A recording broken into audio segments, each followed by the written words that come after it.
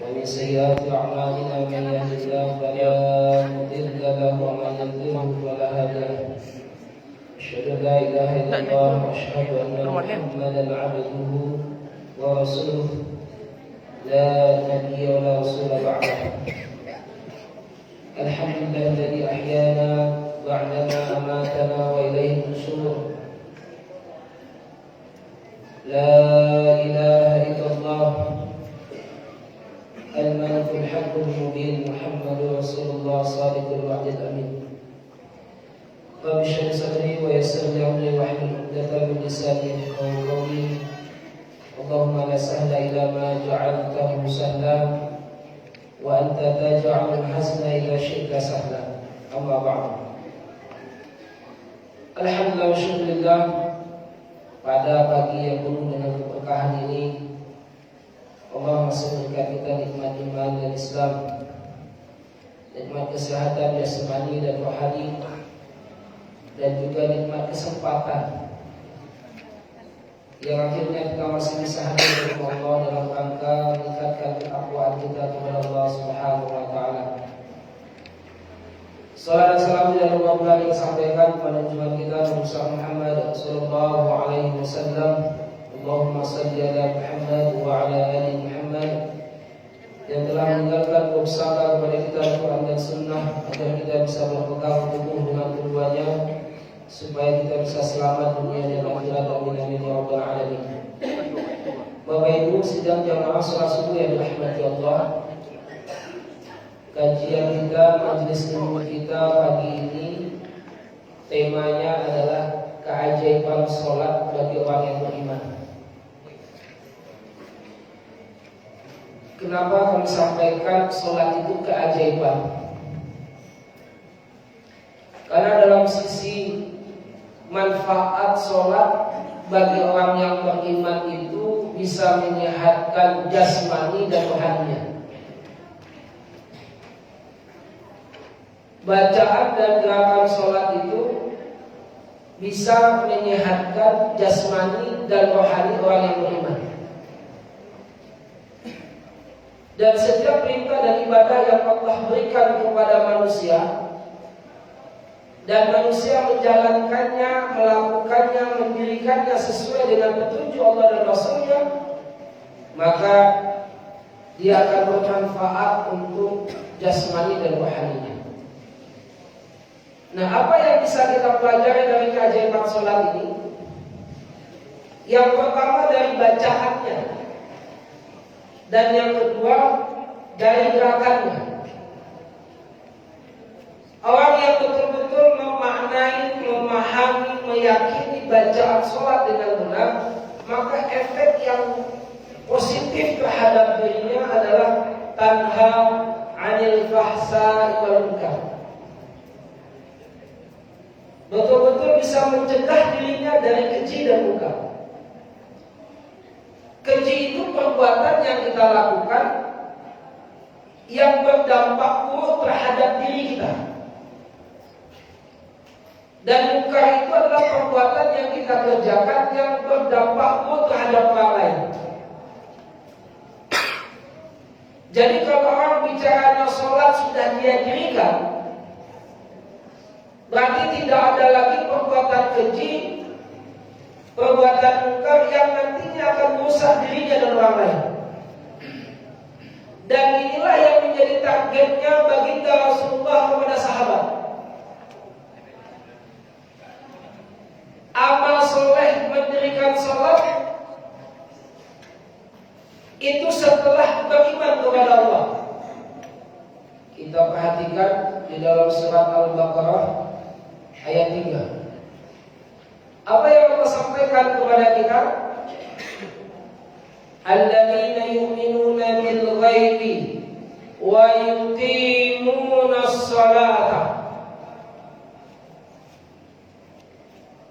Jadi perintah sholat itu tidak didahului kecuali dari iman. Nah, ikut dan acuh awak sebagai orang tua yang terlangkaui disuruh anak sholat tapi tak dipakui imannya. Akhirnya apa yang terjadi? Sholatnya hanya sekedar main-main.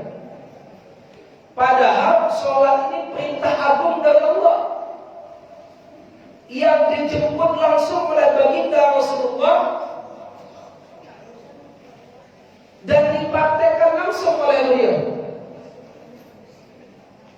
Jadi kalau kaji tentang sholat dahsyat luar biasa.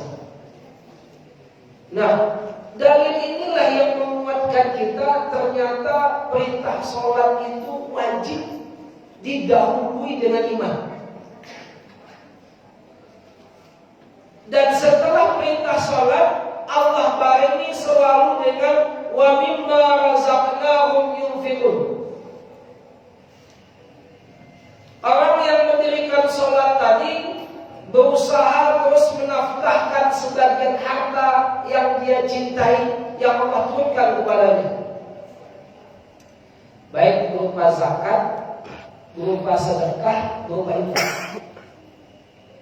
Jadi kalimat wa mimma razaqnahum yunfiqun tidak akan terwujud sebelum orang beriman tadi mendirikan sholat.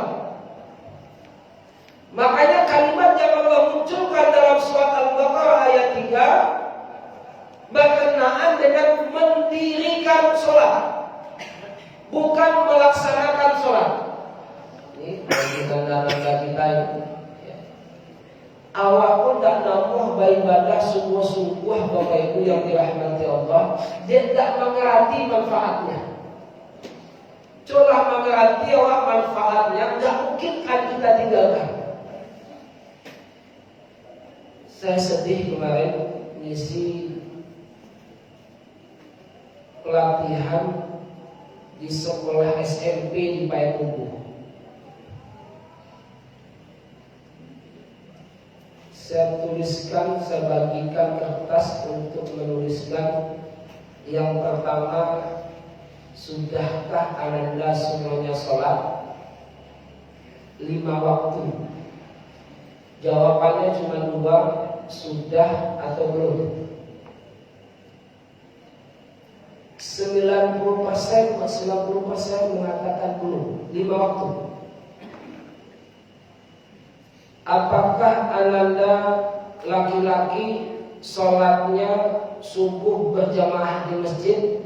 97% mengatakan tidak. Belum, sedih juga. Ini generasi kita hari ini. Sholatnya menunggu momen Ramadan, baca Al-Qurannya menunggu Ramadan.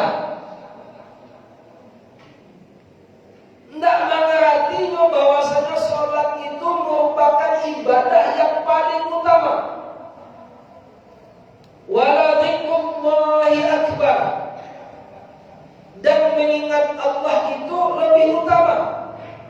Mengingat Allah dalam maksud ayat tadi dalam surat Al-Ankabut surat ke-29 ayat 45 adalah sholat. Wallahu ya'lamu ma tasna'un. Allah itu mengetahui apa yang kita lakukan. Jadi Ramadan itu betul-betul awak mulai mengevaluasi kembali sejauh mana kita mendirikan sholat. Karena sholat merupakan keajaiban yang luar biasa, yang kalau kita kerjakan dengan sempurna menyehatkan rohani dan jasmani kita. Alhamdulillah kita mulai mendakwahkan tentang gerakan sholat ke masjid-masjid kurang lebih 3 bulan ini, Bapak Ibu yang dirahmati Allah. Bahwa supaya gerakan sholat kita itu sempurna dan berefek terhadap kesehatan tulang. Awak contohkan, awak praktekkan dan dibuktikan oleh jamaah. Yang saraf kejepit, alhamdulillah Allah sembuhkan. Yang sakit lutut, alhamdulillah Allah sembuhkan. Jadi lagu anak TK Saizwa masih ingat Bapak Ibu? Alamnya kepala pundak, lutut, kaki. Salah saya jauh gerakan sholat. Cuma masalahnya jemaah yang dirahmati Allah, kita belum paham. Sholat itu tidak pelajari mana sungguh-sungguh. Padahal perintah sholat itu setelah iman. Jadi kita berharap Masjid Pasar Gadang ini menjadi sentral untuk mempelajari dahsyatnya gerakan sholat. Awak mulai jadwalkan kapan waktunya. Untuk madukan itu minimal 4 jam. Koreksi sadanya mulai dari bacaan, mulai dari arti, mulai dari makna, mulai dari kesempurnaan gerakan sholat. Karena apa? Karena orang yang mendirikan sholat dalam pandangan Al-Quran 4 syaratnya. Kalau syarat apapun tidak awak penuhi, tidak akan berefek terhadap rohani dan jasmani kita. Yang pertama, hafal bacaan dan gerakan sholat. Bapak Ibu, Nanda jamaah yang hadir hari ini, kok hafal bacaan dan gerakan sholat bagaimana? Sudah hafal? Ujungnya hafal bacaan dan gerakan sholat dengan sempurna. Itu yang pertama. Kalau di Bukit Tinggi Payakumbuh kita pakai bukunya Ustaz Hamdi, kecil tapi tebal. Di sana dituliskan bacaan sholatnya, hadisnya apa, artinya bagaimana, per kata. Ustaz Hamdi ini salah satu ulama di Bukit Tinggi yang menjadi pimpinan pondok Abi Center hari ini. Pondok pesantren Abi Center. Nah itu yang kita pakai. Jamaah sekalian terserah pakai buku apa yang untuk masalah panduan sholat yang benar. Ini penting. Nah Ramadan ini tempatnya untuk beribadah lebih maksimal. Kenapa Ramadan penuh dengan pahala, Ramadan penuh dengan rahmatnya Allah, Ramadan penuh dengan ampunan Allah. Dan yang utama sekali, sabalun awak memahami untuk mendirikan sholat, tahu dulu awak apa kandungan isi sholat itu sebenarnya. Coba tujuan kalandaran hadir gini orang pakai baju SMP.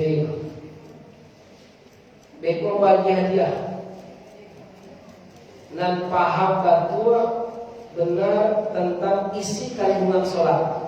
Angkat tangan yang pakai baju SMP yang mengerti subhanallah isi dari kandungan bacaan sholat. Katakan ada? Ayo sekarang kita belajar bermajlis. Ya, bermajlis ilmu. Kita ngisi kajian di sini pekan kedua dan keempat setiap hari Sabtu insyaallah. Pekan keempat kita akan bahas tentang keajaiban Al-Quran. Ada di antara kita yang paham? Coba bayangkan Bapak Ibu awak tak mengerti isi kandungan sholat atau sholat. Kira-kira itu makna sholat. Sekedar sholat, uang sholat, awak sholat. Tidak. Akhirnya Pak, ujungnya itu sholat hanya sebagai pemerintah. Isi sholat itu substansinya cuma 2. Yang pertama memuji Allah, yang kedua berdoa kepada Allah. Jadi bualanlah sendiri Allahu Akbar, aku memuji atau berdoa?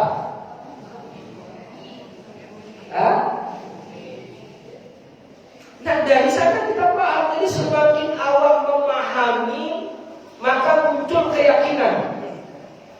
Semakin yakin, maka kuat untuk mengamalkan. Jadi apa bahaya pada untuk sholat? Tidak mengerti, tidak paham, tidak yakin.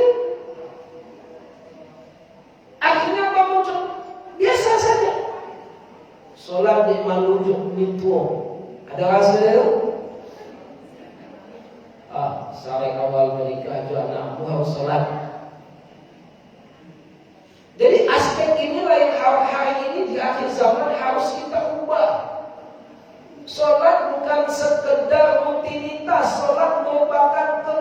Tuhan bagi orang yang beriman. Jadi kalau orang mengaku beriman kepada Allah, bentuk iman kita, bukti iman kita adalah mampu untuk mendirikan sholat. Mumpung masih awal-awal Ramadan, wak peluan namanya sholat awak. Mulai dari bacaan dan gerakan sholat. Bahwa kamu memuji Allah, tak ngerti apa arti untuk memujinya. Bahwa caranya akan berdoa kepada Allah, Rabbighfirli warhamni wajburni warfa'ni. Tak ngerti apa artinya. Akhirnya apa terjadi? Enggak terhubung. Nantakana tagihan belum selesai. Nantakana piti nanta semua lupa di malataknya. Tumbuh pengangannya di dalam sholat. Ini pengalaman biasanya seperti itu. Maka kita ubah polanya. Yang dapat di kanan di dalam sholat, tak kenal di dalam sholat. Kenapa itu terjadi? Nggak ngerti. Kita nggak paham. Itu yang terjadi ini Bapak Ibu yang dirahmati Allah. Makanya semakin jauh kaum muslimin itu untuk dekat kepada Allah. Ada jemaah yang nanya saya, Ustaz, persoalan saya nggak kunjung selesai, Ustaz. Padahal sholat sudah, puasa sudah, ibadah sudah. Bapak Ibu jemaah yang dirahmati Allah, yang diukur Allah itu bukan ibadah kita. Yang diukur Allah itu keyakinan kita. Karena dengan keyakinan itu barulah kita beribadah dengan sempurna. Ibadah kita betul-betul karena Allah. Allah muliakan Bani Adam, walaqad karamna Bani Adam. Sungguh pasti benar-benar telah kami muliakan Bani Adam. Allah sudah menjelaskan ini kepada kita di dalam surat ke-17 ayat 80. Jadi manusia ini kok pilihannya cuma dua, Bapak Ibu yang dirahmati Allah. Kalau tidak dimuliakan, dihinakan. Akhirnya mana Pak pilihan ini Bapak Ibu? Ingin dimuliakan Allah atau ingin dihinakan Allah? Pasti ingin dimuliakan. Tapi banyak orang yang lebih utama dimuliakan oleh manusia. Kok jo Allah itu kan nampak dosa. Tapi kok jo manusia tak cari sekali. Pak Haji, kok Pak Haji mana ya? Setiap tibu kan salam, ya kan? Karena cium ke tangannya. Ya, berusaha untuk dimuliakan oleh manusia. Kenapa ini muncul? Karena posisi sholatnya belum terkondisi dengan sempurna. La jalil ta'ala saja Allahu Akbar. Allah yang maha besar dan lain kete. Kan Allah yang maha besar yang lainnya kete karajo kete mamarasya rumah kete mamasak kete. Lah dipanggil Allah mamasak aja. Cah serta kecil orang bukit tinggi, cah serta mana itu? Sedang karajo azan memanggil. Azan memanggil itu apa lafaznya yang dipanggil oleh muadzin?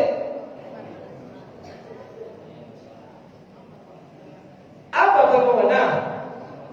Allahu Akbar. Yang pertama itu kita membesarkan Allah dan mengecilkan yang lainnya. Kalau mereka itu makom mawah, berarti tidak ingin dimuliakan oleh manusia. Tujuan Allah hanya ingin dimuliakan oleh Allah.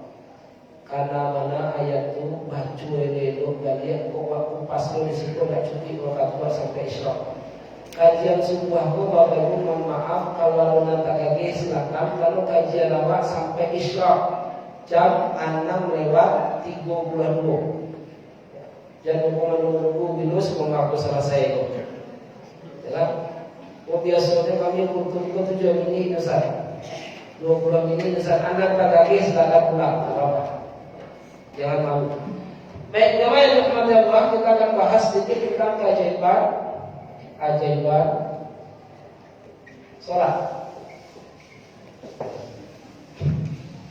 Kalau kita bicara tentang keajaiban sholat, berarti itu perintah. Perintahnya itu siapa? Untuk orang yang beriman. Jadi perintah ibadah itu untuk orang yang beriman. Coba saya tanya Bapak Ibu yang dirahmati Allah. Allah perintahkan kita puasa di bulan Ramadan bagi siapa? Orang yang beriman. Ya ayyuhalladzina amanu billah. Ya ayyuhalladzina amanu kutiba alaikumusiyam. Setiap orang yang beriman Allah perintahkan. Makanya awali dengan keyakinan kepada Allah setiap ibadah yang kita kerjakan. Kalau tidak penuh dengan makna. Bapak Ibu, awak mau ini Ramadan awak penuh dengan makna. Minimal anu dulu yang merasukan. Anak pertama masuk Ramadan dengan kebahagiaan, payu Ramadan dengan kesedihan. Kok alun sampai kasihkan Pak lain berarti Ramadan awak belum penuh dengan makna. Masuk Ramadan kebahagiaannya luar biasa. Makanya satu imam membaca doa selesai sholat, dibacanya Allahumma balighna fi Ramadan, sampaikan kami ke dalam Ramadan. Tujuan itu untuk menyambut kebahagiaan datangnya Ramadan. Kok biasa sih Ramadan tiba bahagianya di saat Idul Fitri, berarti ada bermakna Ramadan kita. Ya, enggak bahagianya gitu. Lah dapat baju ayo, Allah masak kue ayo, Allah berkumpul yo. Minat tujuan anak tiba kebahagiaan. Waktu masuk Ramadan, bahagia. Makanya apa langkah yang pertama? Konsep dasar sholat itu konsepnya apa? Perintah. Perintah itu Allah jelaskan dalam surat kedua ayat 3. Nah, di saat Allah jelaskan kalimat surat kedua ayat 3 ini, maka muncullah perintah sholat di dalam surat Al-Baqarah ayat 43. Ya. Wa aqimus salata wa atuz zakata warka'u ma'ar-raki'in. Dirikanlah sholat. Kalimatnya dirikan, bukan laksanakan. Jadi konsep sholat ini mendirikan sholat. Mendirikan sholat itu 4 konsepnya: hafal, bacaan, dan gerakan sholat. Yang kedua mengerti arti. Yang ketiga paham makna. Yang keempat berusaha selalu menjaga waktu sholatnya. Itu konsepnya. Jadi mendirikan ini konsep yang pertama hafal. Yang kedua mengerti. Apa yang hafal? Bacaan dan gerakan sholat. Yang ketiga paham. Yang keempat menjaga waktu sholatnya.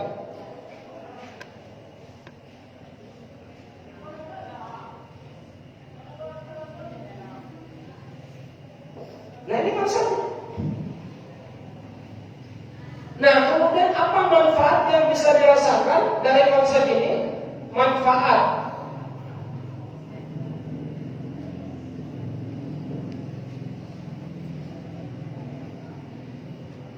Manfaat yang dirasakan konsep ini adalah setiap apapun persoalan hidup kita, kita berusaha minta tolong kepada Allah dengan sholat. Surat Al-Fatihah. Makanya Allah jawab ini dengan surat kedua ayat 45. Yang kedua, manfaat sholat itu dalam aspek kehidupan kita. Inna sholata tanha 'anil fahsya'i wal munkar. 'Anil fahsya'i wal munkar. Maka dia akan mencegah diri kita dari keji dan munkar. Ini konsep. Nah, kalaulah TK itu konsep awal, maka turun keajaiban. Jadi kenapa keajaiban sholat tidak turun-turun padahal kita sudah sholat puluhan tahun? Bapak Ibu, keajaiban ini apa? Sesuatu yang awak tidak sangko-sangko terjadi. Sesuatu yang awak harapkan salah moko tapi dia akan terjadi lama, ternyata cepat Allah buktikan. Jadi kehidupan manusia itu cuma dua, kenyataan atau keajaiban. Ya. Jadi kehidupan manusia itu cuma dua. Kalau nggak kenyataan, keajaiban. Punya hutang 8 miliar, dihitung secara akal kenyataan, baliaknya bisa balik 5 tahun. Tapi di keajaiban Allah 3 bulan selesai. Itu keajaiban. Dalam kehidupan kita banyak berpikir dengan kenyataan, bukan keajaiban. Betul apa betul? Awak salah moko banyak berpikir itu dengan keajaiban atau kenyataan? Kenyataan. Padahal ada rahasia bagaimana membangun keajaiban. Nah, pagi itu akan bahas kan keajaiban. Tapi harus jadi keajaiban. Puasa itu harus jadi keajaiban. Baca Al-Quran harus jadi keajaiban. Saya punya jamaah rutin kami di Padang Luar Bukit Tinggi. Kena penyakit glaukoma, tekanan bola mata tinggi. Saya sarankan kepada pasien itu, kepada jamaah itu, paling banyak yang sanggup buat karajon 1 hari. Dia nggak pernah tinggal baca Al-Qurannya setiap hari minimal 2 juz. Yang divonis dokter dengan mata ini, mataku harus dioperasi batu, nanti tampullah turun ke bawah dengan baca. Artinya satu, ajak kurang sakit itu berdoa, ya Allah, cengkaan kamu ya Allah, apa ketika itu pada wajah kita dia kamu ya Allah, 10 anak dia suah ya Allah, sakit di mana tolong kamu ya Allah. Udah ngomong itu kenyataan. Selalu berpikir kenyataan, tidak pernah berpikir keajaiban. Kalau selalu berpikir terkait itu, maka pikiran kita selalu negatif kepada Allah. Nabi Ayub itu manusia pilihan Allah yang Allah uji dengan penyakit yang luar biasa. Nggak ada cium penyakit manusia di muka bumi sampai detik ini kok lebih parah dari Nabi Ayub. Nggak ada cium manusia yang diciptakan Allah di muka bumi kok yang akan menjadi contoh sakit yang lebih parah dari Nabi Ayub. Sampai-sampai Allah buktikan, turunkan ayat tentang kisah Nabi Ayub yang sakit. Jadi yang diturunkan Allah di dalam Al-Quran itu seluruhnya istimewa Bapak Ibu yang dirahmati Allah. Tapi di saat Nabi Ayub sakit, 8 tahun menderita sakit, mulai dari ujung rambut sampai ujung kaki, tidak itu sehat loh, kecuali zikirnya kepada Allah. Apa doa Nabi Ayub? Ani masanya tuhu wa anta arhamur rahimin. Ya Allah, sesungguhnya aku ditimpa penyakit dan Engkaulah yang maha penyayang dari semua yang penyayang. Kok TK itu orang sakit yakin Bapak Ibu mereka mungkin yang menyasai dirinya di saat sakit kepada Allah? Tak mungkin. Nah makanya ini yang menjadi target kita hari ini jemaah yang dirahmati Allah. Jadikan sholat ini sarana untuk menguatkan kesabaran dan minta tolong kita setiap persoalan yang kita hadapi. Dan buktikan sholat yang kita dirikan bisa mencegah diri kita dari keji dan luka. Kau anak-anak awak, bakawan-kawan duduk bersama-sama, aduh beranak orang, nanti pacine kok. Nanti itu aja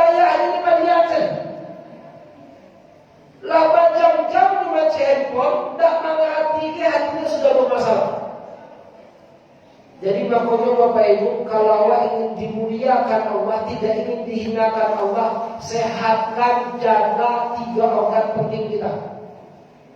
Anak pertama pendengaran, yang kedua penglihatan, yang ketiga kalbu. Kalau nanti kau tidak bisa dijaga, Allah akan hinakan kita. Kok ditanya hati Tuhannya nakwanya lah macam handphone berjam-jam tadi. Dan membeli kotanya awak, yang membeli handphonenya awak, nanya kiannya nggak ada nama jawab. Awak, ya kan? Nggak sadar kita. Kayak zaman kini satu anak SMP harus pakai handphone. Aku kata ngisi pelatihan di SMP, rata-rata anak kelas 8 nggak ada yang pakai handphone. Kan sudah gila zaman kita hari ini. Jangan anak SMP, SD sudah punya handphone. Handphone yang dia itu Android kan? Dan memberi racun kepada anak kita. Ustaz, ini kan harus ditelepon, ini harus bertugas pakai handphone. Apakah harus seperti itu? Kan enggak. Bakal radio di handphone saja mencari handphone. Ini jawaban kita. Nah, kenapa itu tidak muncul menjadi keprihatinan kita? Karena 3 organnya bermasalah. Pendengaran tidak berusaha untuk mendengar ayat-ayat Allah. Penglihatan kita tidak berusaha melihat kebesaran dan kekuasaan Allah. Kalbu kita tidak berusaha untuk membenarkan ayat-ayat Allah. Kalaulah aku nanti kodoh hidupnya hidup dia dalam diri kita, maka kita akan benci berlama-lama dengan handphone. Betul tidak? Karena sia-sia. 5 menit cari handphone, 10 menit cari handphone, itu 5 menit cari handphone. Jadi cariannya apa? Sosmed, YouTube, TikTok. Nak belajar untuk pelajaran sekolah, sekarang aja misalnya. Warna jadi generasi kita dihancurkan hari ini lewat makanan dan media sosial. Nah, apa lupa solusi yang terbaiknya Pak? Sholat. Jadi sholat ini punya kekuatan besar untuk mengubah kepribadian manusia. Jadi kalau kalian berubah waktu dengan sholat, berarti ada yang salah dengan sholat kita. Karena sholat itu memuji Allah dan berdoa kepada Allah. Awak minta ampun dengan sholat, awak bersyahadat dengan sholat, awak berselawat dengan sholat. Bersyahadat tak tiap sholat kamu. Asyhadu anna, kekuatannya luar biasa, energinya luar biasa. Tapi kenapa dia tidak menjadi luar biasa? Karena 3 organnya berpenyakit. Nadi dananya musik, nadi jadinya itu dan buah-buah. Anak di hatinya berpenyakit orang yang Allah, dendam, benci, marah, apa? Ini banyak muncul. Iri, dengki. Itu dan palu-palu mulai Allah tata kembali. Jadikan sholat kita penuh dengan keajaiban yang Allah turunkan nanti. Nah, bagaimana langkahnya? Ada 5 rahasia dan tips agar Allah turunkan keajaiban. Rahasia keajaiban. Ya. Yang pertama apa? Yang pertama taat ibadah, jauhi dosa. Ini rumusnya. Taat ibadah, jauhi dosa. Tidak ada hukum lagi di luar itu. Jadi kalau ingin Allah turunkan keajaiban, awak berusaha untuk taat beribadah kepada Allah sesuai dengan landasan iman tadi dan jauhi dosa. Beda. Banyak awak ini merasa ibadah di kerajaan musuh jalan gua. Atau mohon tunjuk Allah untuk ada solusi. Ya Allah, dia kamu jalan keluar ya Allah. Allah kamu dia jalan keluar. Syarat rukun itu tak dipenuhi. Syarat rukun yang dipenuhi Allah untuk Allah dia jalan keluar itu siapa? Mayyatakillah ia ja'allahu makhraja. Barang siapa yang bertakwa kepada Allah, maka Allah bukakan jalan keluar. Awal sapu-sapu kini di Bapak Ibu yang dirahmati Allah, bagaimana meningkatkan ketakwaan kita kepada Allah. Tidak jamaah saja sudah terus sembuh. Pendakwamu kalau tidak dipakui di iman lemah hari dan syaitan luar biasa. Gangguan syaitan masing-masing kita ini luar biasa Bapak Ibu yang dirahmati Allah. Makanya kalau tipu itu rusak, syaitan masih kok. Pendengaran rusak, penglihatan rusak, pasti dipastikan kolbunya rusak. Itu hukum sunatullah. Kalau pendengaran tidak rusak, penglihatan tidak rusak, dipastikan kolbunya rusak. Tapi dari awal boleh itu. Anak di pagi hasil mendengar musik, anak di pagi hasil menonton yang ada di itu. Saya ketemu dengan salah satu orang tua yang menang perlombaan mobil agent, yang diperlombakan ya, di seluruh Indonesia. Nomor 3 juara mobil agent seluruh Indonesia. Ngapain gua? Ya. A kecilnya kamu, Ustaz.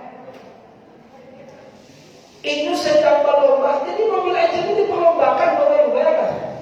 TK itu kan setiap Yahudi ini merusak manusia. Anak ketewa dirusak dengan mainan seperti ini. Ustaz, perlombaan itu TK main badminton. Main badminton itu 1 kali set barangkali mana? Misalnya 2 balai, misalnya kan 2 balai kali baru ganti. Jadi mobil agent itu 1 episode itu 20 menit. Ada 20 menit itu udah jadi keluar dulu. Kenapa? Timbang dia nak, mereka udah berapui, dia kok. Harus selesai itu. Allah selesai 20 menit, maknanya tipu peristiwa jalan bagian sambutan. Nampak kamu berjalan tangga baju. TK itu yang Indonesia Bapak Ibu yang dirahmati Allah. Siapa nama kaya? Anak awak. Nah, jadi kalau itu awak bangun dengan kuat hari ini, rusak generasi kita. Sampai saat yang membuat TK itu mana yang Indonesia kita? Ada tahu orang kayak ini, yang anak-anaknya main game, isi di dalamnya.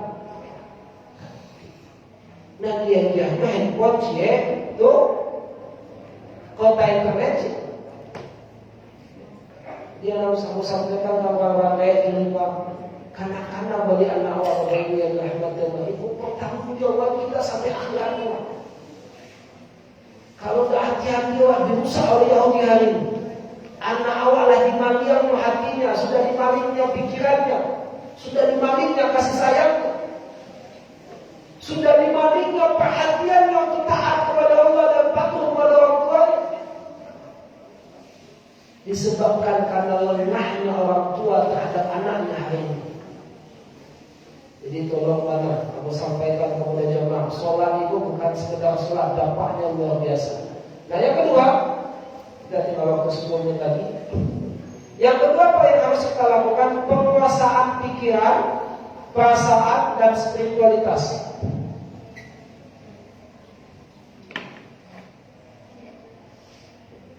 Penguasaan pikiran, perasaan dan spiritualitas. Spiritual, keyakinan, kekuatan keyakinan kepada Allah. Spiritnya lebih kuat untuk dekat kepada Allah. Itu harus dikuasai. Kalau tidak bisa dikuasai, syaitan akan menguasai. Kan pilihan waktu pun menjadi hambanya syaitan atau menjadi hambanya Allah. Kalau tidak bisa menguasai pikiran, tidak bisa menguasai perasaan, tidak bisa mengendalikan spiritualitas kita, syaitan masuk atau mudah. Kurang terlalu banyak kanak-kanak. Nah, yang ketiga, kekuatan berpikir positif.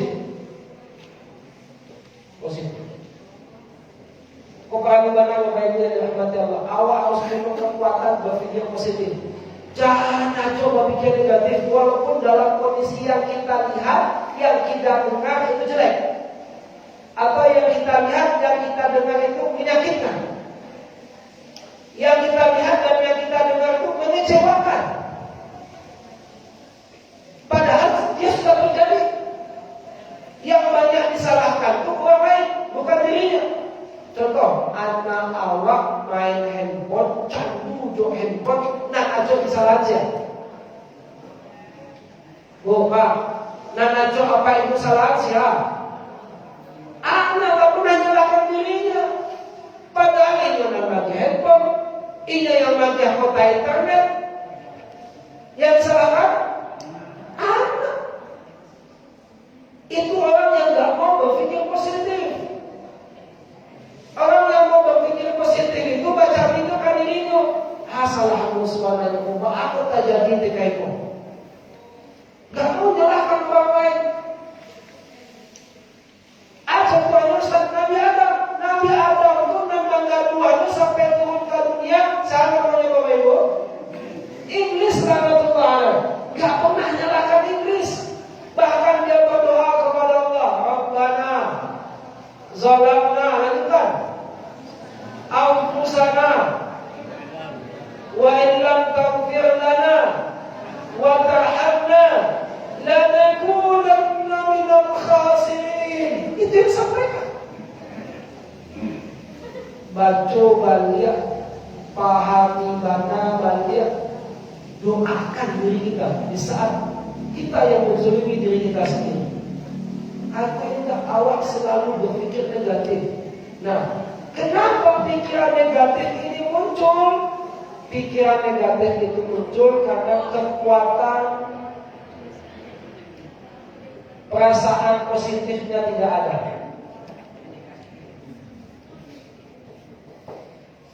Jadi pikiran negatif itu muncul karena adanya perasaan negatif yang ada dalam diri kita.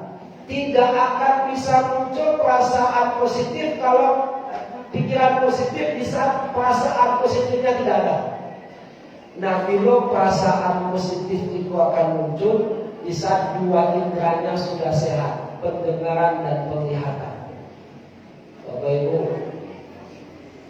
coba pernah nggak awak merasukan jalan penuh jodoh? Pernah? Awak tak gagih ingin sampai ke sampai tujuan. Orang yang berpikir positif ini nggak mengecek jalan macet. Udah jalan macet itu orang yang berpikir negatif. Di saat mencari jalan tumpang, yang disampaikan cuma jalan sedang penuh dengan mobil dan motor. Bedanya di sana mengecek jalan pola macet. Beda tidak? Yang disampaikan jalan sedang penuh dengan jalan macet. Bagaimana dengan perasaan dan pikirannya? Beda tidak? Mulai lagi contoh yang lain. Bapak Ibu pernah antri di swalayan? Belanja sesuatu antri di swalayan. Kamu masuk ke tempat kasir, tiba seorang menyelonong masuk ke bayar. Awak lalu buka, kok orang yang berpikir negatif di saat itu akan sabui. Tapi orang yang berpikir positif, orang pun sedang tak gagih. Mungkin susu anaknya habis, anaknya sedang menangis di rumah. Kan itu nanti pikir awak. Maka bisa pikiran positif itu muncul karena ada perasaan positif di dalam diri kita. Maka perasaan positif itu muncul karena pendengaran dan penglihatan kita sesuai dengan petunjuk Allah. Yang mendengar ayat-ayat Allah, nanti jadi adalah kebesaran dan kekuasaan Allah. Kok ditolong orang itu mata Allah tolong Allah dengan cara yang lain. Betul tidak Bapak Ibu? Lain banyak orang yang berpikir terkait itu ini. Masalah ini pendengar dan penglihatannya muncul hanya emosi. Tidak berarti mungkin Allah punya cara untuk menguji kesabarannya. Awak kan